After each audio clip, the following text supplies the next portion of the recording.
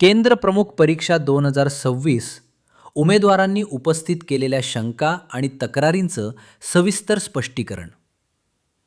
महाराष्ट्र राज्य परीक्षा परिषदेकडून प्रसिद्ध अधिकृत खुलासा. IBPS परीक्षेचं आयोजन आणि IBPS संस्था. IBPS कोण आहे? Institute of banking personal selection. IBPS ही भारतातील एक नामांकित आणि विश्वासार्ह परीक्षा संस्था आहे. बँकिंग क्षेत्रातील भरती परीक्षा घेण्यासाठी ही संस्था राष्ट्रीय स्तरावर ओळखली जाते. याच संस्थेची निवड का? केंद्र प्रमुख परीक्षेचं आयोजन. IBPS या संस्थेमार्फत ऑनलाईन पद्धतीनं करण्यात आले.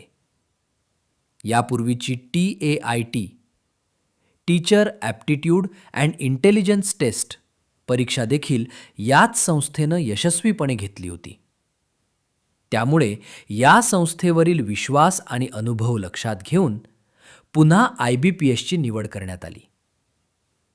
राष्ट्रीय स्तरावर मान्यताप्राप्त संस्था, ऑनलाईन परीक्षेचा दीर्घ अनुभव, TAIT परीक्षेची यशस्वी अंमलबजावणी. नॉर्मलायझेशन प्रक्रिया का आणि कशी? अनेक उमेदवारांनी गुणांमधील बदलामुळे शंका उपस्थित केल्या होत्या. याचे उत्तर नॉर्मलायझेशन या सांख्यिकीय प्रक्रियेत आहे. उद्देश: वेगवेगळ्या सत्रांमधील शिफ्ट्स प्रश्नपत्रिकेची काठिण्य पातळी कमी जास्त असल्यानं सर्व उमेदवारांना समान न्याय मिळावा यासाठी ही प्रक्रिया वापरली जाते.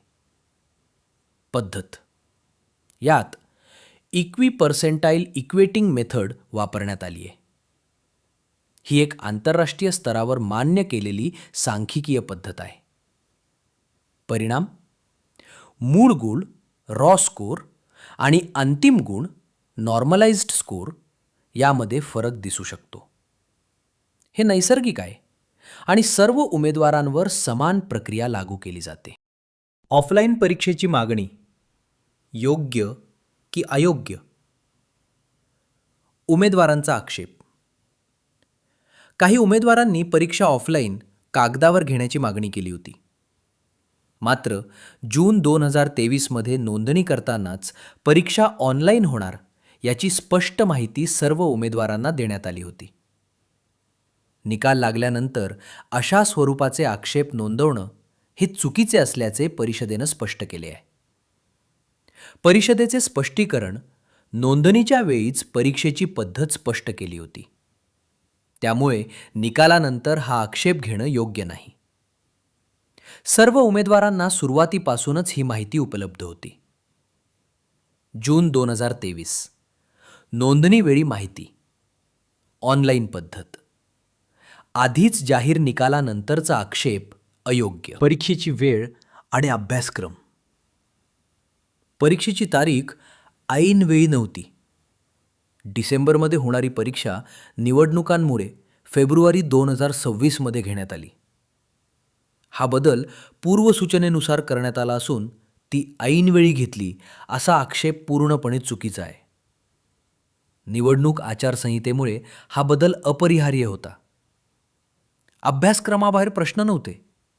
सर्व प्रश्न जाहीर केलेल्या अभ्यासक्रमानुसारच विचारण्यात आले होते. अभ्यासक्रमाबाहेरचा कोणताही प्रश्न विचारण्यात आला नसल्याचे परिषदेने स्पष्ट केले आहे. उमेदवारांनी अभ्यासक्रमाचे पूर्णपणे पालन केले होते. उत्तर तालिका आणि गुण पडताळणी IBPSकडे प्रश्नपत्रिका किंवा उत्तर तालिका सार्वजनिकरित्या प्रसिद्ध करण्याची पद्धत नाही.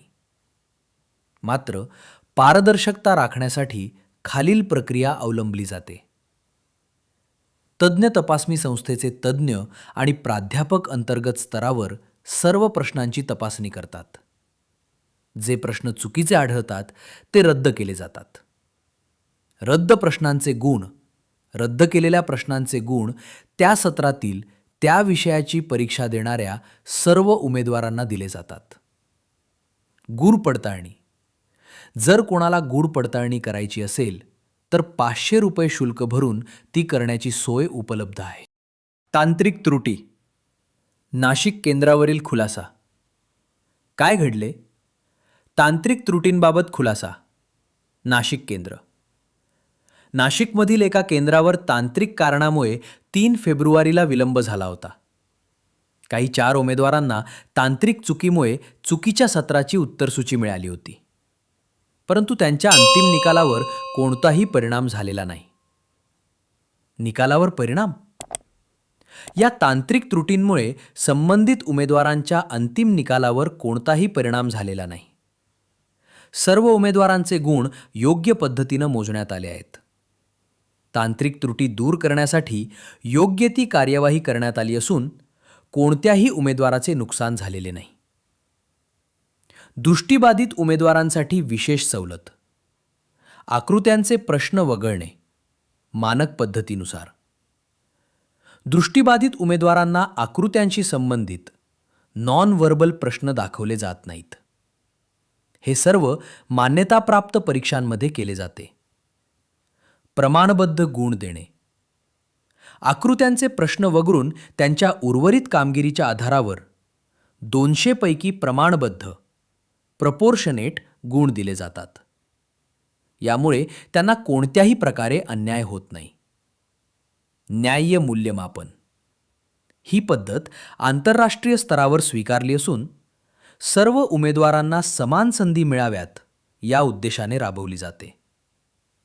IBPSची सविस्तर तांत्रिक माहिती. परीक्षा एकूण 6 सत्रांमध्ये घेण्यात आली.